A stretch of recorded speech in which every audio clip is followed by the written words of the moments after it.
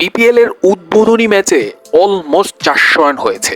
এর চেয়ে অবাক করা বিষয় হচ্ছে এটা মিরপুরে হয়েছে।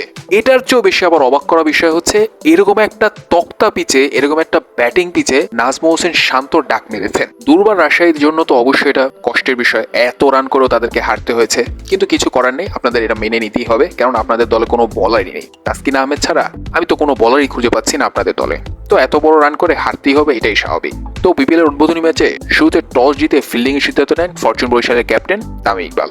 তো শেষমেশ এরকম একটা দুর্দান্ত বোলিং লাইন আপের বিপক্ষে দুর্বার রাজশাহী 20 ওভারে 197 রান করতে সক্ষম হয়েছে।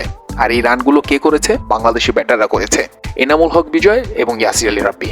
এনামুল হক বিজয় ক্যাপ্টেন স্নক খেলেছেন, আর ইয়াসির আলী রাব্বিকে নিয়ে যত প্রশংসা করব ততই কম হয়ে যাবে। কিন্তু আপাতত আমি তাকে নিয়ে প্রশংসা করতে চাচ্ছি না, কারণ ওই যে ধারাবাহিকতা কতটুকু বজায় রাখতে পারবেন সামনে, এটা নিয়েই তো ভয় আছে। দিন শেষে তো বাংলাদেশের প্লেয়ার আসে, সামনে যদি এরকম ধারাবাহিকতা বজায় রেখে পারফর্ম করতে পারেন তাকে নিয়ে অবশ্যই কথা বলবো। কিন্তু তাকে নিয়ে আফসোস লাগছে যে মাত্র 6 রানের জন্য সেঞ্চুরিটা পাননি। তো শেষমেশ ইয়াসির আলী চৌধুরী এরকম দুর্দান্ত ব্যাটিং এর কারণে 20 ওভারে 197 রান করতে সক্ষম হয় দুর্বার রাজশাহী। আর 198 রানের টার্গেটে ব্যাট করতে নেমে প্রথম বলে আউট হয়ে গিয়েছে নাজমুল হোসেন শান্ত।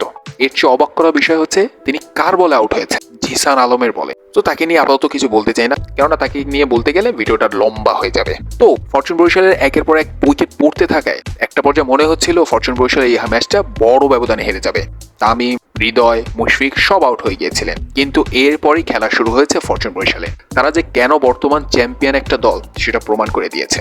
197 রান মাত্র 18 ওভার 1 বলে চেস করে নিয়েছে ফরচুন বরিশাল। তো দুর্বার রাজশাহীর জন্য তো অবশ্যই এটা কষ্টকর ছিল। দুর্দান্ত ব্যাটিং করেছে, শুরুতে এসে বোলিংটাও দুর্দান্ত করেছে, এরপরও ম্যাচটা হারতে হয়েছে। তো কিছু করার নেই, কেননা দুর্বার রাজশাহী দলে কোনো বলারই নেই তাসকিন আহমেদকে ছাড়া। ফরচুন বরিশাল এই ফায়দাটাই নিয়েছে। তো অবশ্যই দুর্বার রাজশাহীর উচিত কয়েকজন প্লেয়ার যদি সম্ভব হয় নিজেদের দলে ইনক্লুড করা। তো ফরচুন বরিশালের ভক্তদের এবং দুর্বার রাজশাহী ভক্তদের কাছ থেকে মন্তব্য জানতে চাই।